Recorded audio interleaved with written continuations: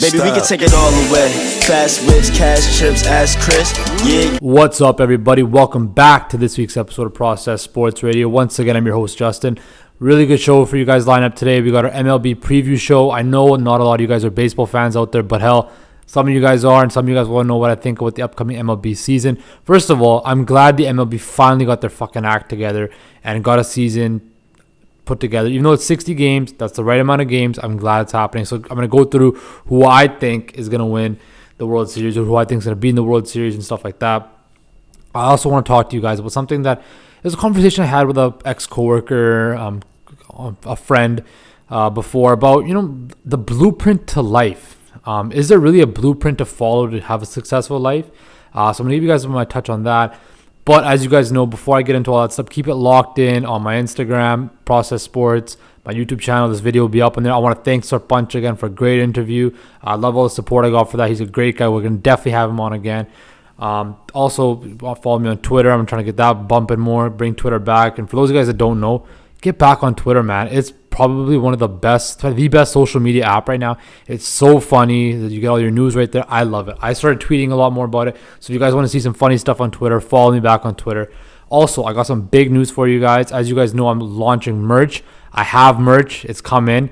I'm going to be giving a merch giveaway as well as another small giveaway as like a road to 1,000 followers. So once I reach 1,000 followers, we are going to have a giveaway. I want you guys to follow me. Tell your friends to follow me. Do whatever you got to do. And we're going to be giving away some free merch and some other cool gifts as well. So please like and subscribe, comment, support, whatever you got to do. As you guys know, this is going to be on Apple Music, Spotify, wherever you can find me. I will be there. Hit my website up, processportsradio.com. So you know where to find me at. And like I said, merch giveaways happening. Stay tuned for that. Road to 1,000 followers. We're going to get there. This is going to be the biggest thing in the world. And thanks to you guys.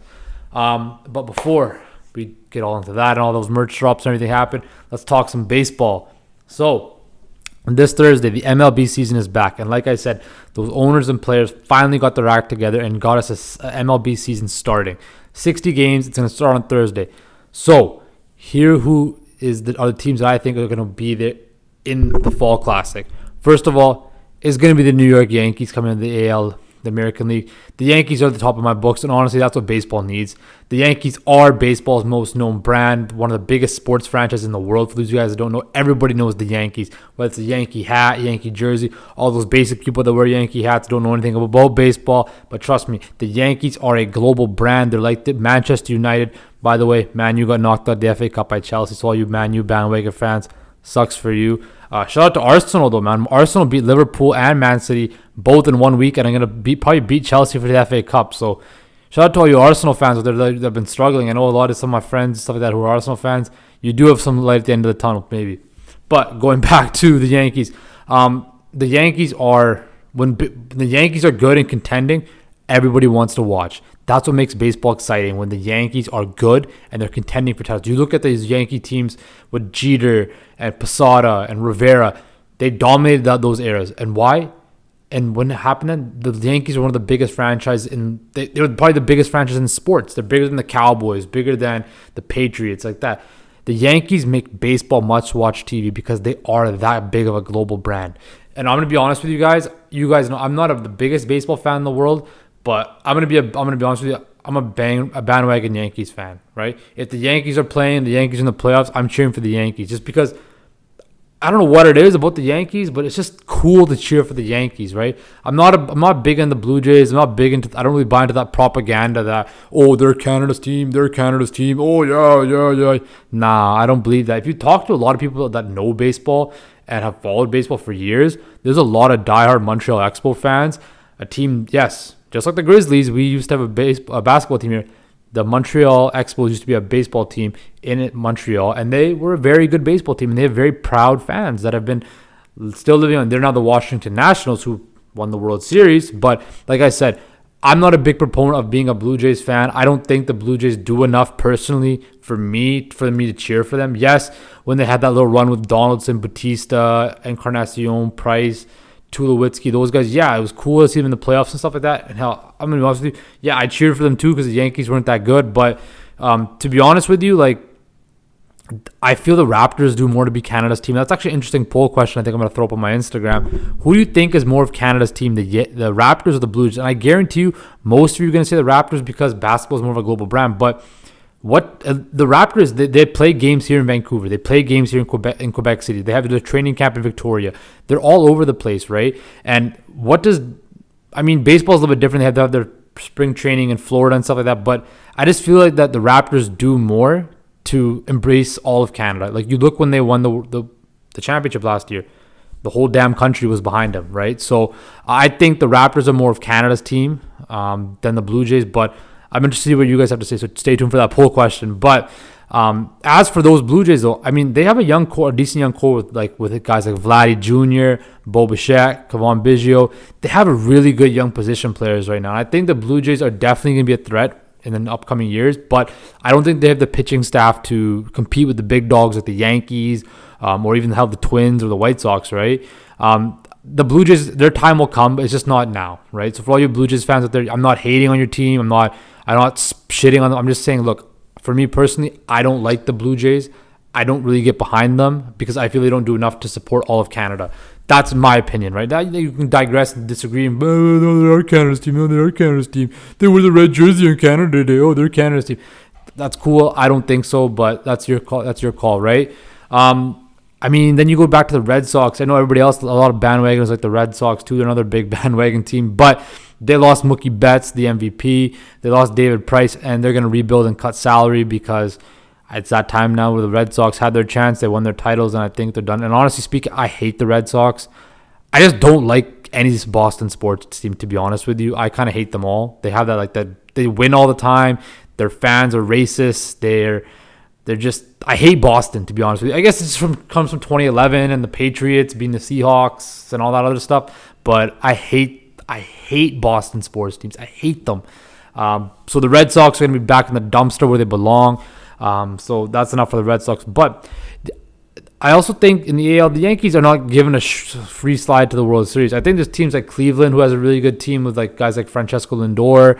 The Indians have a good team. But even the teams like the Twins, the Minnesota Twins, man, they hit the most home runs last year, and they added Josh Donaldson, who hit 30-something, I think it was almost 40 home runs last year. So definitely Minnesota is going to be a good team to watch out for in the EAL.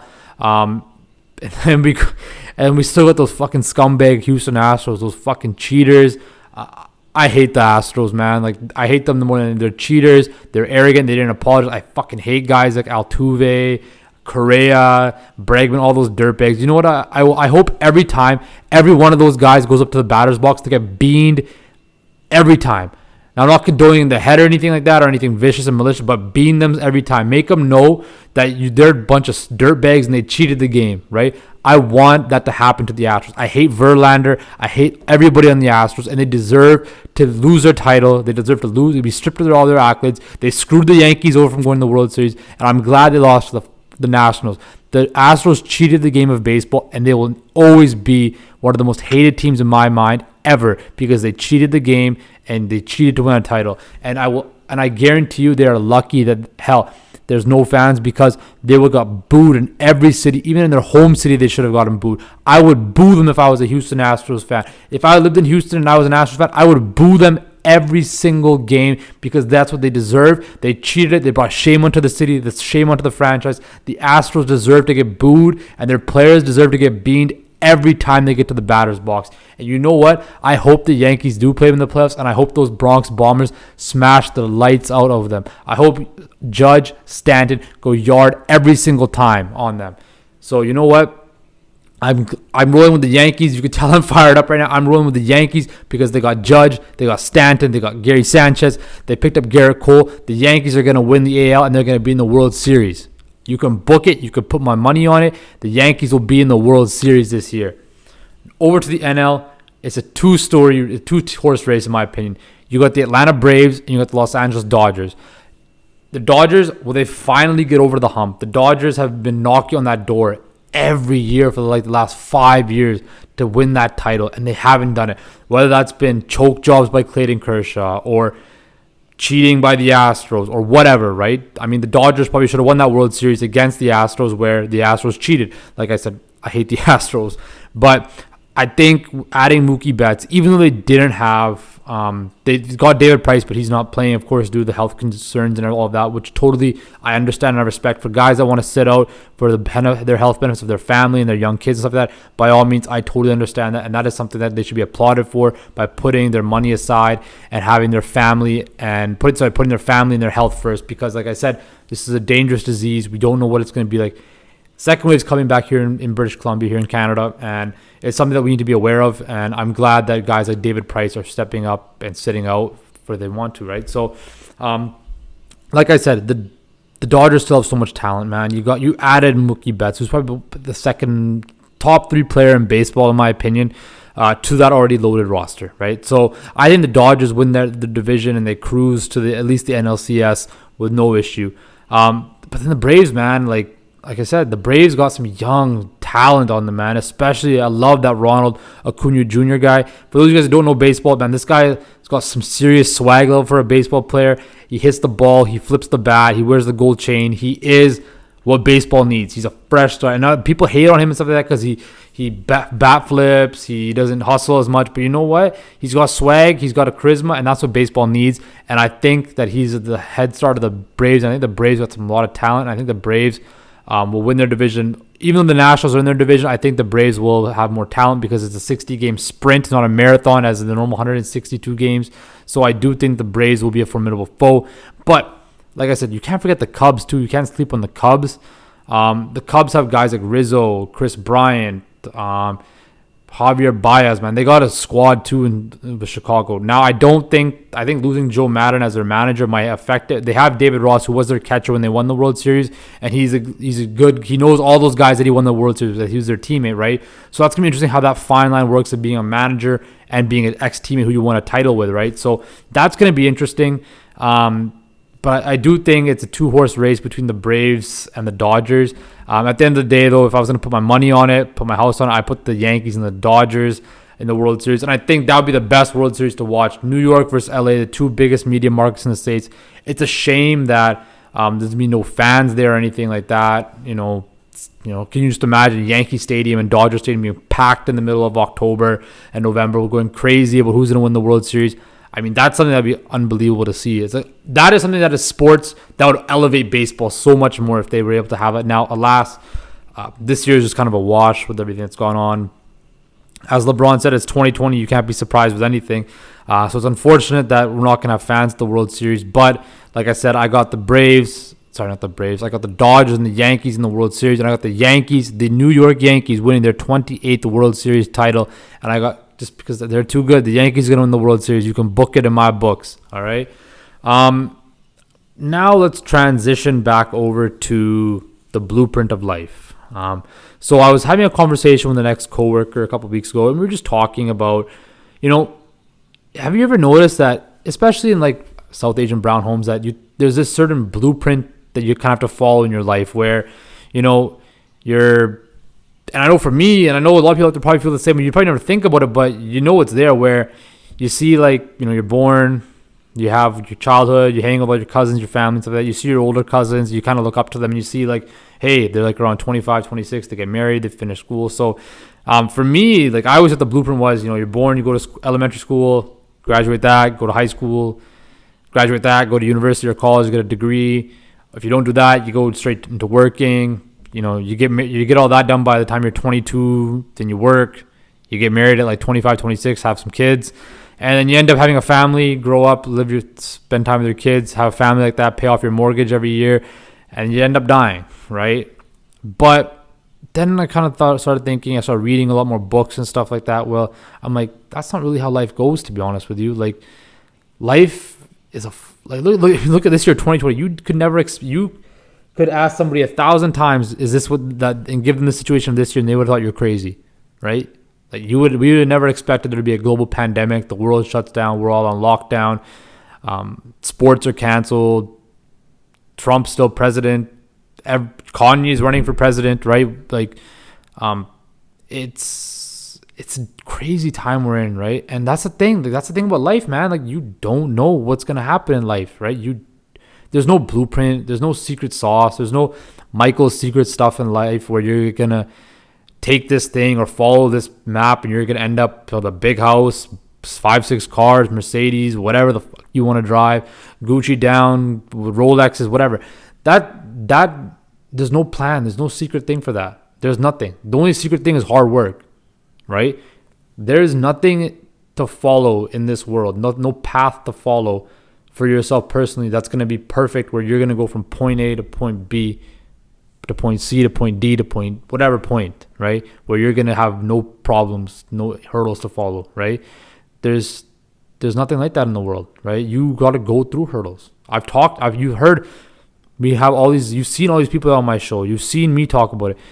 You see me post stuff about it, right? Where every Sunday when I'm trying to post stuff about like life, whether that's confidence or pressure or feeling pain or going through hurdles, right? Like people think, like for me, I always thought that life was supposed to be easy. Life's not easy, man. Like I thought and I have it easy, to be honest with you, man. Like I've been blessed to where I have a family that's behind my back no matter what. I have a family that lets me follow my dream. I have a family that supports me, right? Not everybody has that, man. And like, it's tough because especially in our community, right? You see people that struggle where like they have to, give up on their dream to get a job, to provide for their family. You think that my family, like people in my family that sacrificed everything, their comfortable life in India to come here to Canada for a better life for their family. You think they enjoy coming to this country with barely any money, after having servants and whatnot, there and coming work, busting their ass off, working 7 days a week so their kids and their family can live a better life, right? You think like there's nothing in this life that we get handed to us, and if you get something handed to you, you're lucky. And I feel that people that get just stuff handed to them and get passed by in life don't understand that people like die for this shit, man. Like for me, like I said, like I'm extremely lucky and beneficial to have the situation I'm in, where I have a family that supports me no matter what. Sometimes people that I know, or people in general, they have to give up on their dream or whatever to get a job and support for their family and support their parents, whether it's health reasons or just to help out around the house, right? And you never know what's going to happen, right? And even the other, in other sense too, like you can never give up on your dream too. Like for example, for me, like the biggest reason why I finished my degree in school and wanted to pursue this was because this is what I love to do. And at for me, I thought at 24 years old, I had to be done school, have a job with 6 figures, start making my own money, end up getting a house, blah, blah, blah. And you know what? That's not feasible, right? It's not something that can happen. For myself, I always felt that I had to be something at the age of 24. I'm 24 years old right now. I'm a 24-year-old, and I am still on this journey that we call life, and that's totally fine, man. I know people that if you're 24, 34, 44, 54, if you have a dream and you have a passion, man, follow it. It's never too late to follow your passion. It's never too late to find what you love to do, right? It's never too late to go back to school. I know people that, didn't finish school at 22 or 24 or whatever. They started working because they didn't feel school was them. They went back to school and they learned, and because they found something they love to do, and they went back to school and they learned and they followed that passion. Hell, people go to school for 10, 12 years to become a doctor or a lawyer or whatever, and they end up hating it because that's not what they wanted to do. That's not what they love to do. People don't understand that. People don't understand. People feel that I need to sacrifice my dream and goal for the benefit of my family. And for those people that have to sacrifice their dream, put their dreams aside for the benefit of their family, I have nothing but respect for you guys, because that's exactly what people that did that for me to put me in the position where I'm at today, where they had to sacrifice their dreams and goals to put me where I am today. I totally understand that, right? That's why I'm saying I'm happy and I'm blessed to be in the position I am in. But the reason why I'm saying that is because for this generation going forward, a lot of us, we're lucky that we have parents and financial stability through our parents, stuff like that, where we can follow our dreams, right?